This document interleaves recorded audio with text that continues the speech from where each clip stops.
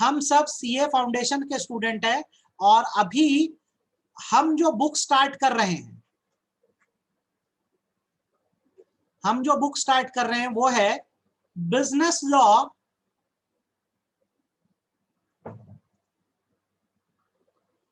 And correspondence. आगे भी लंबा नाम है, रिपोर्टिंग क्या, ध्यान दे, मतलब पता होना चाहिए। बिजनेस लॉ एंड करस्पॉन्डेंस कर रहे हैं। इसमें ये जो हमारा बिजनेस लॉ का पोर्शन है बेटा, जो मेन है, जो इंटरेस्टिंग है, जो बहुत अच्छा है और जिसमें बहुत स्कोर करोगे 60 मार्क्स का है, और जो अगला हिस्सा करस्पॉन्डेंस का है वो 40 मार्क्स का है। 2 पार्ट्स में आपकी बुक बटी हुई है, टोटल 100 मार्क्स। एग्जाम डिस्क्रिप्टिव होना है,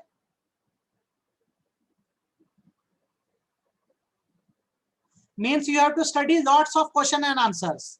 डायरेक्ट भी पढ़ेंगे क्वेश्चन एंड आंसर्स हम लोग वैल्यू बेस भी पढ़ेंगे और बहुत अच्छे से हर चीज को कंप्लीट करेंगे।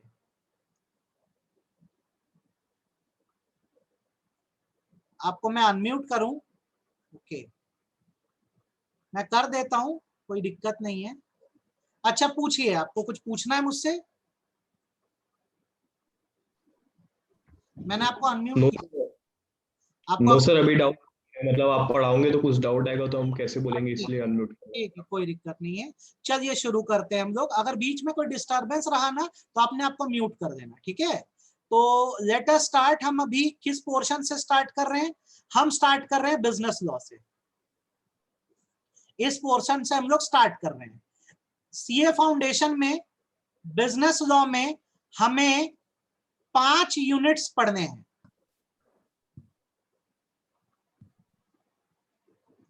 आपको मैं पहले क्लियर कर दे रहा हूं, हमको करना क्या था कि आपको भी आइडिया रहे।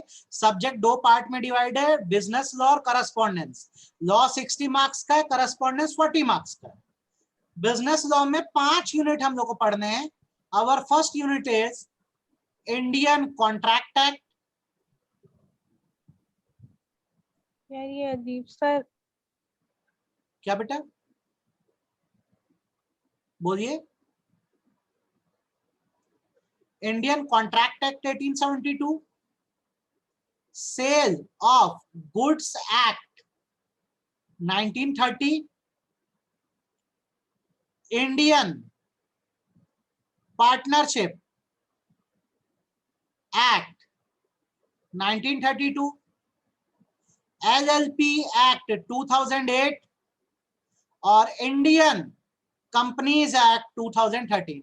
अपने ग्रुप में कोई गगन वर्मा है क्या? अपने ग्रुप में कोई? ओके, अर्पिता? Yes sir. चलिए मैंने ऐड कर दिया। 5 यूनिट पढ़ने। आवाज में अगर थोड़ा भी वो हो गया, डिसरप्शन होगा, डिसकनेक्ट करके रिकनेक्ट कर देना। हर चीज परफेक्टली आप समझो जो मैं आपको पढ़ा रहा हूं। बिजनेस लॉ जो हमारा 60 मार्क का है, उसके लिए हमको 5 यूनिट पढ़ने हैं। पहला इंडियन कॉन्ट्रैक्ट एक्ट है, दूसरा सेल ऑफ गुड्स एक्ट है, तीसरा इंडियन पार्टनरशिप एक्ट है, एलएलपी एक्ट है और कंपनीज एक्ट है। हम इसी सीक्वेंस में पढ़ेंगे। इंडियन कॉन्ट्रैक्ट एक्ट पढ़ेंगे, फिर सेल पढ़ेंगे, फिर पार्टनरशिप, फिर एलएलपी, फिर इंडियन कंपनीज एक्ट 2013। इस पैटर्न में हम चलेंगे। बिसाइड्स ये सारी चीजें पढ़ने से पहले सबसे पहली चीज जो मेरा आपसे सवाल होगा, और आप मुझे बताओगे आपको इसका मतलब पता है क्या? लॉ क्या होता है? क्या आपको इसका मतलब पता है? What is law? लॉ किसको बोलते हैं? सर रूल्स एंड रेगुलेशन जो फर्म्स और कंपनी को चलाने में है। और हम लोग को, आम लोगों को? यस सर, दोनों को भी। अच्छा एक बात मानते हो, एनिमल से हम अलग इसलिए हैं क्योंकि हम लोग रूल्स एंड रेगुलेशन से बंधे हुए हैं। सही बात है? Yes sir. ठीक, अब बात समझना। रूल्स की 2 कैटेगरी होती है। कुछ रूल्स जो होते हैं हम खुद के लिए बनाते हैं, ओन सेल्फ, खुद के लिए बनाते हैं। कुछ नियम हमारे खुद के होते हैं जो हमारे ऊपर ही अप्लाई होते हैं, कोई देखने वाला नहीं है, फॉलो करे तो भी ठीक, नहीं करे तो भी ठीक। और एक रूल्स जो होते हैं वो सोसाइटी के लिए होते हैं, मतलब इसको फॉलो करना पड़ेगा, नहीं करोगे तो पनिशमेंट मिलेगी। जैसे यार मैंने आज डिसाइड किया कि मैं अपने लिए नियम बनाता हूं कि मैं बैलेंस डाइट लूंगा। बैलेंस डाइट का मतलब ये है कि मैं कुछ भी तेज मसाले की चीज नहीं खाऊंगा। अब एक बात बताओ, आज मैं समोसे खा लेता हूं तो कोई देखने वाला है क्या? मुझे कोई कुछ कहेगा क्या? No no sir. Sir. No, sir. बिल्कुल नहीं कहेगा, बस नुकसान मेरा ही होगा, क्योंकि मैंने अपने लिए एक नियम बनाया था, मैं नहीं मान रहा हूं। तो जो रूल्स बेटा मैं अपने लिए बनाता हूं, इन रूल्स को एथिक्स कहा जाता है। क्या कहा जाता है? एथिक्स। आप हमेशा याद रखना, जो रूल आपने अपने लिए बनाए हैं उसे एथिक्स बोलते हैं। और ऐसे रूल जो सोसाइटी के होते हैं, जो सोसाइटी ने एज अ, हम ह्यूमन बीइंग, हमारा जो ग्रुप होता है, ग्रुप ऑफ पीपल, हम उसको सोसाइटी कहते हैं। हमने मिलकर एक दूसरे के लिए जो नियम बनाए हैं, उन नियमों को लॉ बोला जाता है। जैसे इसका भी एक हम एग्जांपल दे देते हैं कि अगर आपको आज ट्रेन में ट्रेवल करना है तो इसके लिए मेन कंडीशन क्या है, ये बताओ।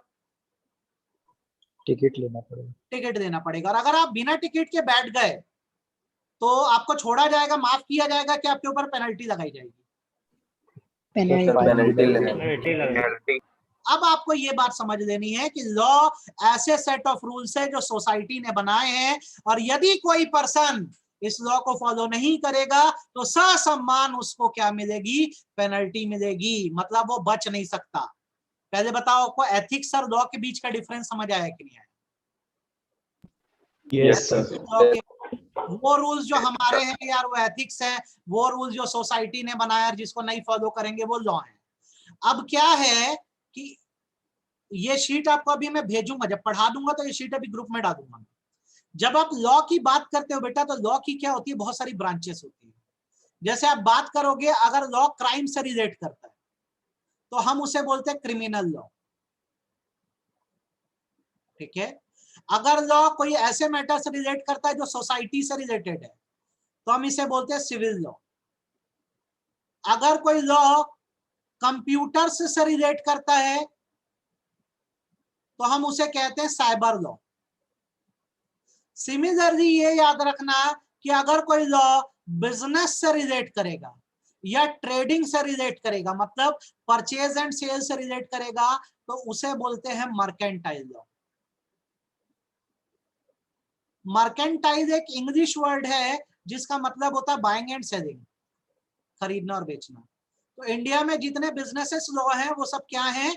मर्केंटाइल लॉ हैं। तो आप बताओ, अभी सीए फाउंडेशन जब आप कर रहे हो तो आपका किस लॉ पे फोकस होगा? Mercantile law. आपका फोकस होगा मर्केंटाइल लॉ पे। तो अब आपसे अगर कोई क्वेश्चन पूछ दे व्हाट इज मर्केंटाइल लॉ, तो आपका क्या आंसर होगा? It is a branch of law which deals with business. अभी तक मैंने जो पढ़ाया आपको एकदम अच्छे से बातें समझ आ गई है? कोई डाउट? No sir.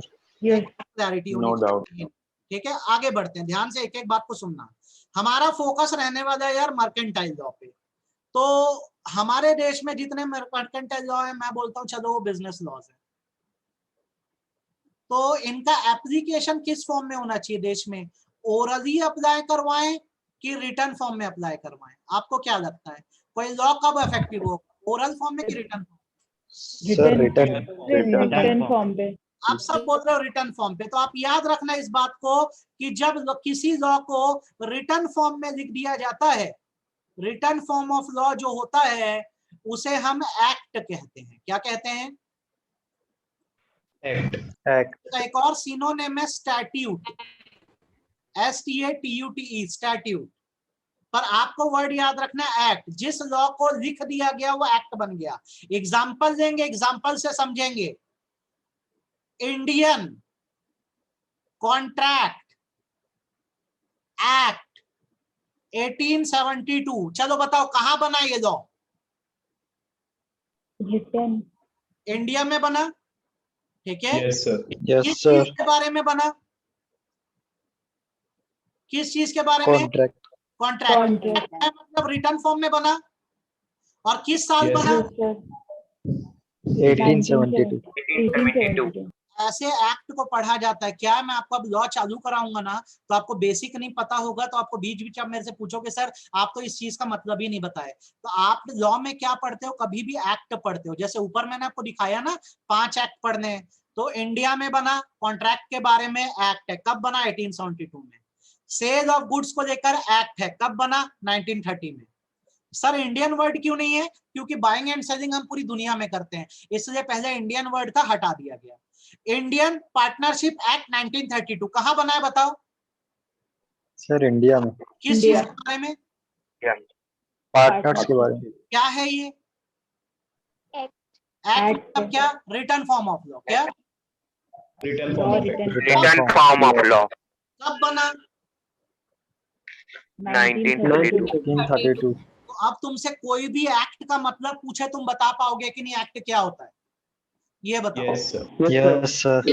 अब बताओ क्या ऐसा बोलते हो? गुड, ठीक है। पहले एक बार बेसिक आपको सिखा दूं, फिर मैं आपको चैप्टर पे ले आऊंगा। ध्यान से सुनना। अब जैसे आपने एक्ट का मतलब समझ लिया, यार ये एक्ट होता है, तो अब आपसे एक जनरल क्वेश्चन पूछ रहा हूं। जब आप किसी चीज को लिखते हो तो पॉइंट में लिखना बेटर होता है कि पैराग्राफ में लिखना बेटर होता है? सर पॉइंट में होता है। तो आप सीखो, each and every point in an act is called section। Hindi में इसी को धारा बोलते हैं। एक्ट का हर एक पॉइंट जो होता है वो सेक्शन कहलाता है, ठीक है। जैसे मैं बोलूं एक्ट का नाम है इंडियन कॉन्ट्रैक्ट एक्ट 1872 और इसमें 75 सेक्शंस हैं, तो इसका मतलब ये होगा कि इस पर्टिकुलर लॉ को 75 पॉइंट्स में एक्सप्लेन किया गया है। कितने पॉइंट्स में एक्सप्लेन किया गया है?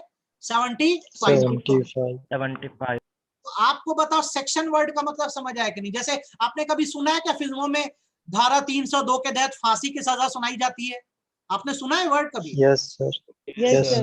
धारा हमारे देश में जो इंडियन पीनल कोड है, क्रिमिनल लॉ है, उसमें सेक्शन 302 है, मतलब पॉइंट नंबर 302 है, जिसमें यह लिखा है कि अगर किसी ने मर्डर किया है तो उसको फांसी की सजा दी जाएगी। तो कल को जब आप लॉ पढ़ोगे तो याद रखना, लॉ के अंदर हर एक पॉइंट जो है वो सेक्शन कहलाता है। क्या कहलाता है?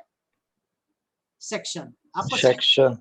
अब आप मेरे को बताओ, आपको एक्ट और सेक्शन का मतलब समझ आ गया कि नहीं आया? आ गया। आ गया सर। तो लॉ में पॉइंट को हम क्या बोलते हैं? पॉइंट को क्या बोला जाता है? सेक्शन। तो फिर एक बात बताओ, सब पॉइंट को क्या बोलेंगे? सेक्शन। बस ये बात। Sub section. लिखने का तरीका भी सिखा दे रहा हूं, याद रखना। अगर मैं लिख रहा हूं यार सेक्शन 2, तो इसका मतलब है पॉइंट नंबर 2। अब मेरे को अगर सब सेक्शन लिखना है तो हमेशा ऐसे ब्रैकेट में लिखा जाएगा और स्मॉलर लेटर में। जैसे मुझे लिखना है सेक्शन 2 सब सेक्शन बी, तो मैं लिखूंगा सेक्शन 2 ब्रैकेट में छोटा बी, तो ये बताने के लिए होगा ये सेक्शन 2, इसका सब पॉइंट बी हम पढ़ रहे हैं। बात समझ आई कि नहीं? हाँ या ना ये बता दो। Yes sir. लॉ में बेसिक बातें आपको समझ आ गई है जो मैंने पढ़ाई? लॉ क्या है? Yes sir. Law return law बोलते हैं, एक्ट बोलते हैं, और एक्ट का हर एक पॉइंट क्या कहलाता है? सेक्शन कहलाता है। कोई तकलीफ नहीं है? कोई तकलीफ नहीं। सर। सेक्शन के जो छोटे हिस्से हैं उसको क्या बोलते हैं? सब सेक्शन बोलते हैं। ध्यान रहेगा। चलो एक चीज और पढ़ो और हम अपने चैप्टर पे आते हैं। बेसिक बातें यही होती है। अगर लॉ है तो लॉ में केसेस होते हैं कि नहीं होते? केसेस। कुछ पूछ रहे हो? कुछ पूछना है? लॉ अगर है तो याद रखना बेटा, लॉ में हमेशा केसेस होंगे। केसेस को सूट्स कहा जाता है। क्या कहा जाता है? कहा जाता है, ठीक है। एक टीवी सीरीज भी है नेटफ्लिक्स पे, देखना बहुत अच्छी है, सूट्स करके। सूट्स मतलब लीगल केसेस होते हैं। अब सपोज करो अगर एक केस है, अभी मैं बोलता हूं आदित्य के बीच और आकाश के बीच, तो ये कोर्ट जाएगा। सही बात है गलत बात है? अगर एक केस है और ये केस आदित्य और आकाश के बीच है तो एक केस कहाँ जाएगा? कोर्ट में ही जाएगा। सही बात है? Yes sir. Yes sir. तो कोर्ट इसकी नोटिंग कैसे करेगा पता है? कोर्ट ऐसे नोटिंग करेगा, आदित्य वर्सेस आकाश, ठीक है। यहां पर सामने जिसका नाम आता है बेटा उसको हम बोलते हैं प्लेंटिफ। PLAINTIFF। प्लेंटिफ मतलब होता है कंप्लेंट करने वाला। तो हमेशा याद रखना जो कंप्लेंट करेगा उसका नाम सामने आता है। तो यहाँ पर कंप्लेंट आदित्य ने करी है, ठीक है। और पीछे जिसका नाम आता है, पीछे जिसका नाम आता है उसको हम बोलते हैं रेस्पोंडेंट या डिफेंडेंट। इसका मतलब होता है जिस पर केस हुआ।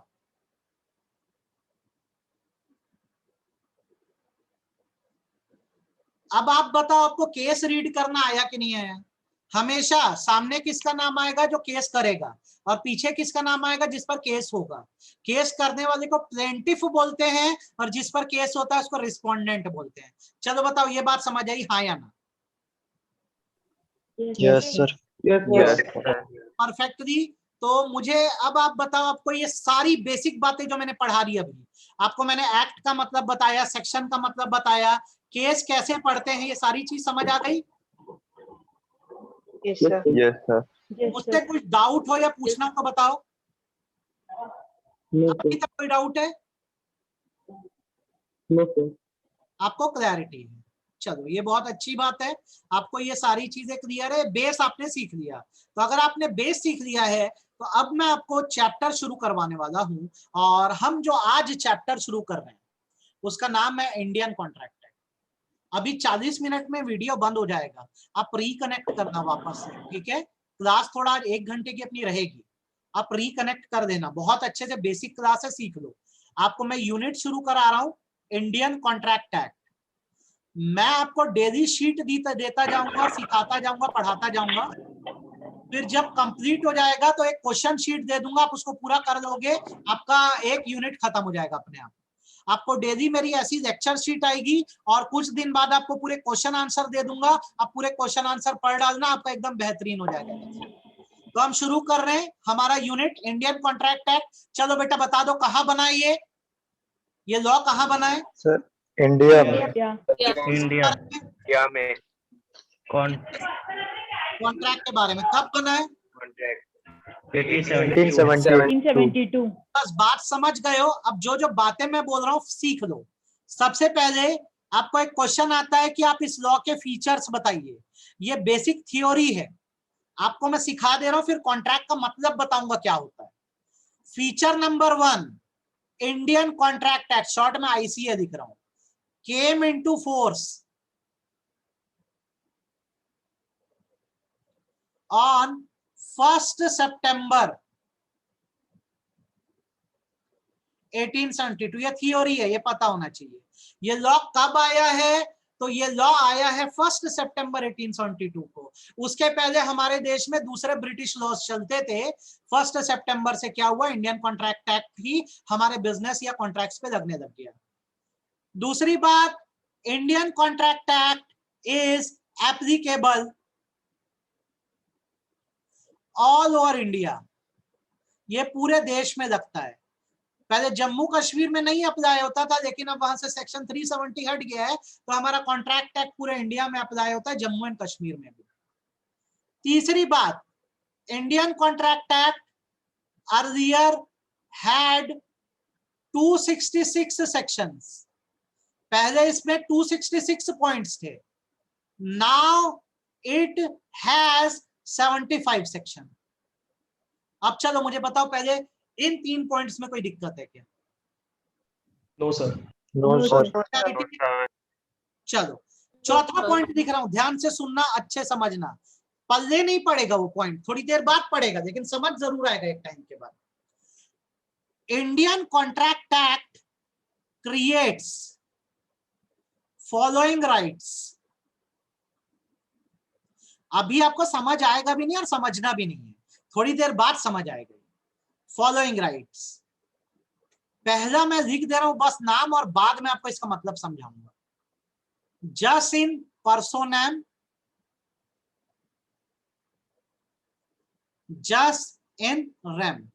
इस पर आते हैं थोड़ी देर बाद, अभी आपके पल्ले नहीं पड़ेगा। ऊपर के 3 फीचर समझ आ गए, अगर लिखना आएगा थ्योरी में आप लिख पाओगे। कॉन्ट्रैक्ट एक्ट आया कब है? 1 सितंबर 1872 को। कहां अप्लाई होता है? पूरे भारत में भाई अप्लाई होता है। पहले 266 सेक्शन थे, अब 75 सेक्शन है। ईमानदारी से बोलो सभी लोगों को एकदम क्लियर है कि नहीं? हाँ या ना? हैंड रेस करो सब लोग, क्लियर है कि नहीं? Yes sir. Yes, sir. Yes. Clear है? Yes, sir. क्लियर है सर? अब आते Yes, sir. मुद्दे की बात पे कि यार कॉन्ट्रैक्ट है क्या।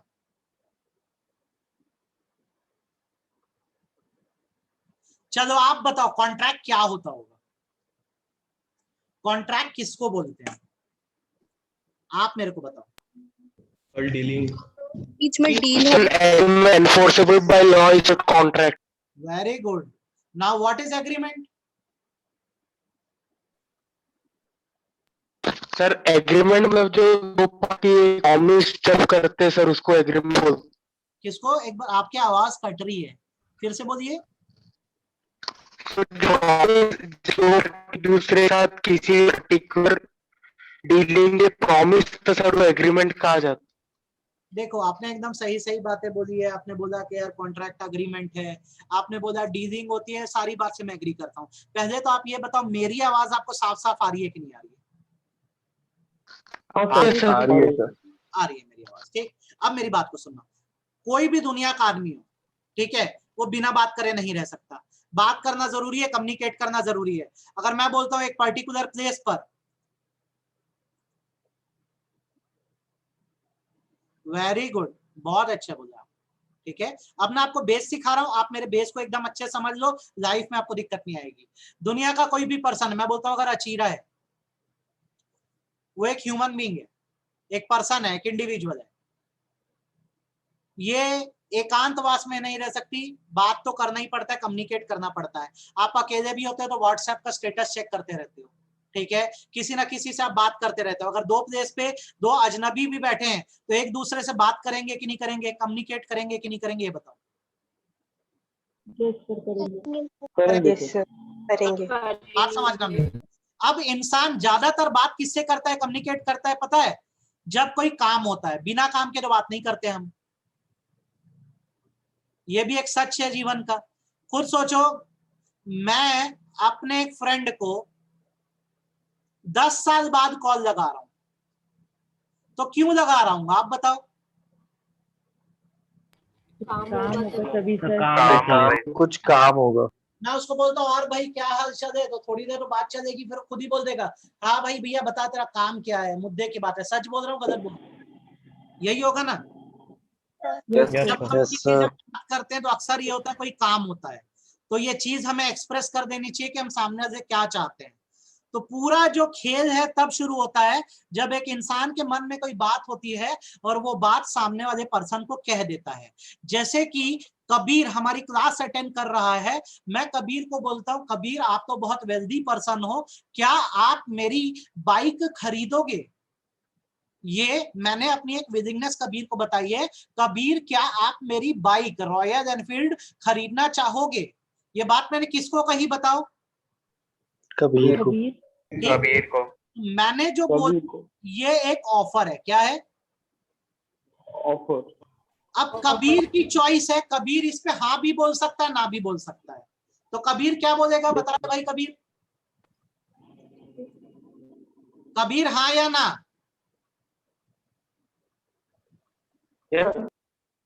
कबीर बोलता है यस सर। तो कबीर ने बोला सर आप मुझे ऑफर कर रहे हो कि आप मुझे बाइक बेचोगे, मैं खरीदने के लिए तैयार हूं। तो जब इसने मेरे ऑफर को एक्सेप्टेंस दी, हमारे बीच एक प्रॉमिस क्रिएट हुआ, ठीक है? Yes sir. हमारे बीच एक प्रॉमिस क्रिएट हुआ जहां पर मैंने एक बात कही है कबीर को, और वो बोलता है ठीक है सर आपने जो बोला मैं मानता हूं, मैं आपकी बाइक खरीदूंगा, मेरे ऑफर को एक्सेप्टेंस मिल गई, दैट्स प्रॉमिस। आपको प्रॉमिस का मतलब समझ आया कि नहीं? चलो डिफाइन कर देते हैं। ऑफर वंस एक्सेप्टेड, ये डेफिनेशन है, देख लो। Offer once accepted becomes promise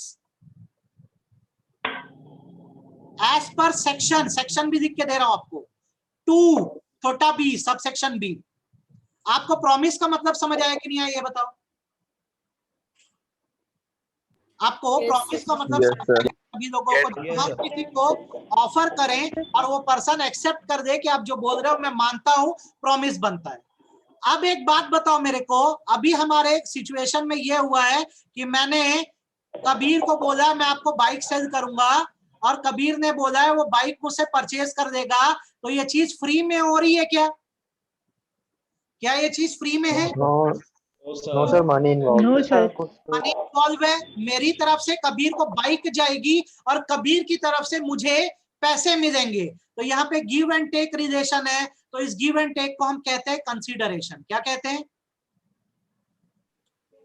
consideration. मैं जो बोल रहा हूं मेरी बात को सुनो। जब आप किसी को ऑफर करो, सामने वाला एक्सेप्ट कर दे और दोनों एक दूसरे को कुछ ना कुछ ले और दे रहे हैं, मतलब कंसीडरेशन आ जाए, तो दो पार्टीज के बीच में बन जाता है अग्रीमेंट। बहुत सीक्वेंस से आप एक एक बात समझना। पहले जब ऑफर को एक्सेप्टेंस मिली तो प्रॉमिस बना, फिर जब लेन देन भी आना लग गया, उसमें गिव एंड टेक शुरू हो गया प्रॉमिस के साथ साथ, तो आपका अग्रीमेंट बन गया। तो अग्रीमेंट को मैं डिफाइन करता हूं, प्रॉमिस और सेट ऑफ प्रॉमिस, प्रॉमिस और set of promise forming consideration for each other, forming consideration for each other. ऐसे प्रॉमिस जिसमें आप एक दूसरे को कंसीडरेशन देते हैं या एक दूसरे को कुछ देते हैं, उसे अग्रीमेंट बोलते हैं। अब आप बताओ, आपको अग्रीमेंट का मतलब समझ आया कि नहीं आया? प्रॉमिस और एग्रीमेंट में बेसिक डिफरेंस क्या है, ये बता दो।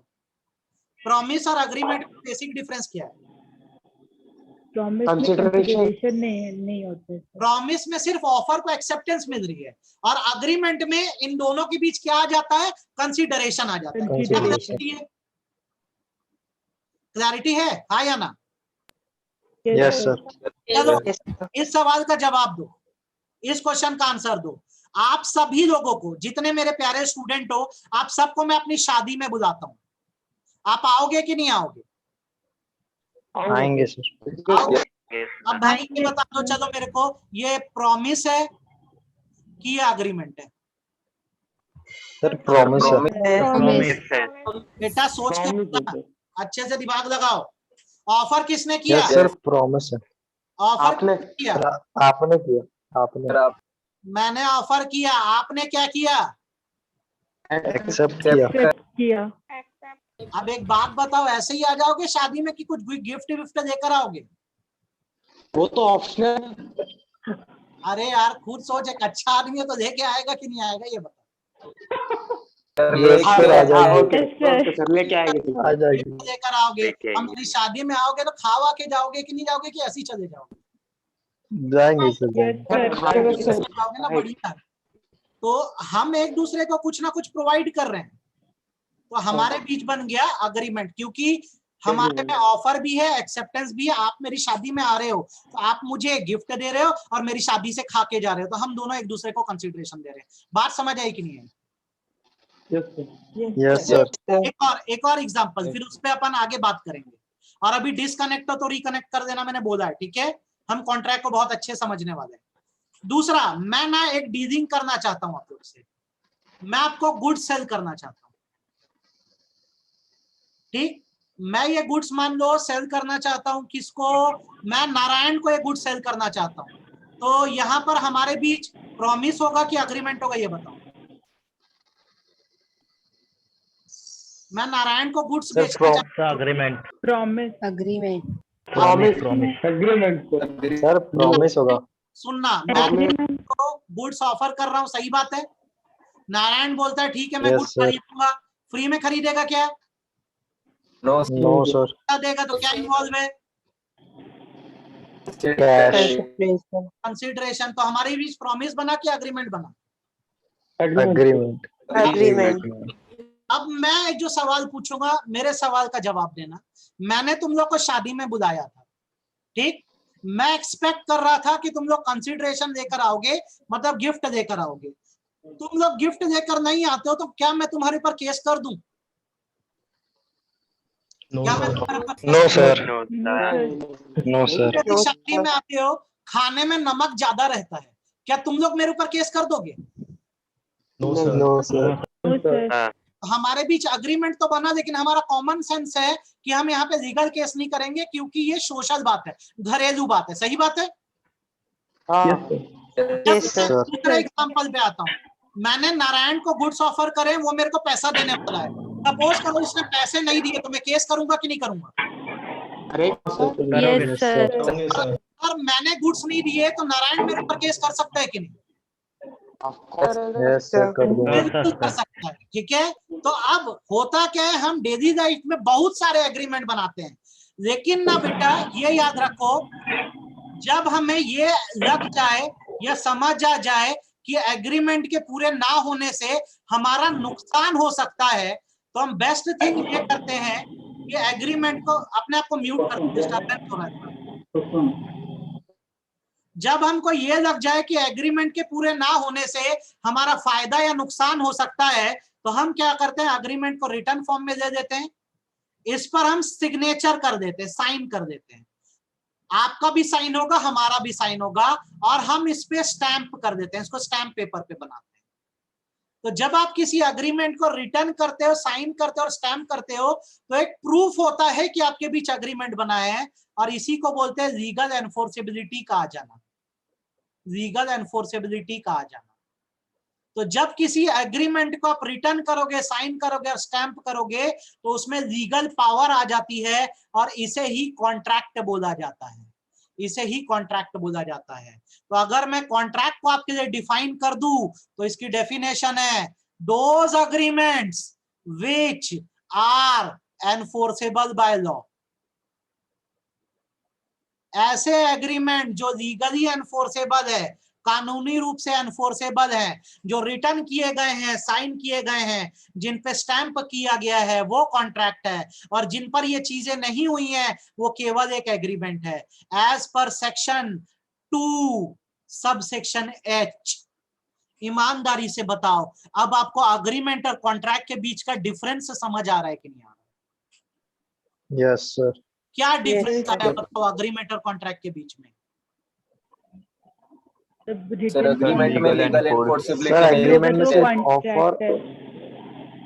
अग्रीमेंट को अगर आपने लिख लिया, साइन कर दिया, स्टैंप कर दिया, तो वो कॉन्ट्रैक्ट बन जाएगा, और यदि आपने ऐसा नहीं किया, वो केवल एक ओरल एग्रीमेंट बनकर रह जाएगा, जिसे पीछे भी हट गए तो कोई दिक्कत नहीं है। ठीक है, अब मैं आपको कुछ सिचुएशन दे रहा हूं, फटाफट आइडेंटिफाई करो। आप क्या करोगे, एग्रीमेंट बनाओगे कि कॉन्ट्रैक्ट बनाओगे? एक गवर्नमेंट टेंडर करना है, एग्रीमेंट होना चाहिए कि कॉन्ट्रैक्ट होना चाहिए? Contract. सर कॉन्ट्रैक्ट होना चाहिए। कॉन्ट्रैक्ट होना चाहिए। यार मैं अपने रिलेटिव के साथ मूवी देखने जाना चाहता हूँ, एग्रीमेंट, एग्रीमेंट, आप बोल रहे हो क्या एग्रीमेंट? तो मैं भी बोलता हूँ एग्रीमेंट, आपने सही बोला। तीसरा, हस्बैंड वाइफ के बीच डिस्प्यूट होते हैं, तो घरेलू बात कर दिए वो लोग, अपने घर झगड़े को आपस में सुलझा देंगे। एग्रीमेंट की कॉन्ट्रैक्ट? Agreement, agreement. एग्रीमेंट। मैंने ABS फाउंडेशन ज्वाइन किया, कॉन्ट्रैक्ट, कॉन्ट्रैक्ट। अब आप मेरे को बताओ, आपको एग्रीमेंट और कॉन्ट्रैक्ट के बीच का बेसिक डिफरेंस समझ आ गया कि नहीं आ गया? Yes sir. अच्छे से Yes, क्या sir. कर, अच्छे से कोई तकलीफ नहीं है? श्योर हो? No sir. आज यस सर। जितना पढ़े A to Z बहुत अच्छे से समझ आया कि नहीं आया? Yes sir. किसी प्रकार का कोई डाउट हो तो बताओ। जी नहीं है। बिल्कुल नहीं है।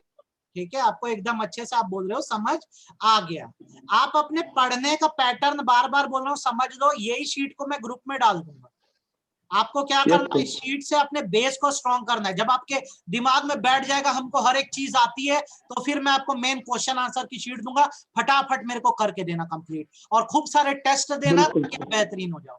ठीक है, एक थोड़ी सी मेहनत करो, डिसकनेक्ट करके रिकनेक्ट करो। यार मेरे को एक टॉपिक बताना है, 10 मिनट का है, फिर क्लास ओवर कर देंगे। ठीक है, मैं डिस्कनेक्ट करता हूँ और रिकनेक्ट करता हूँ, आप मेरे साथ डिस्कनेक्ट रिकनेक्ट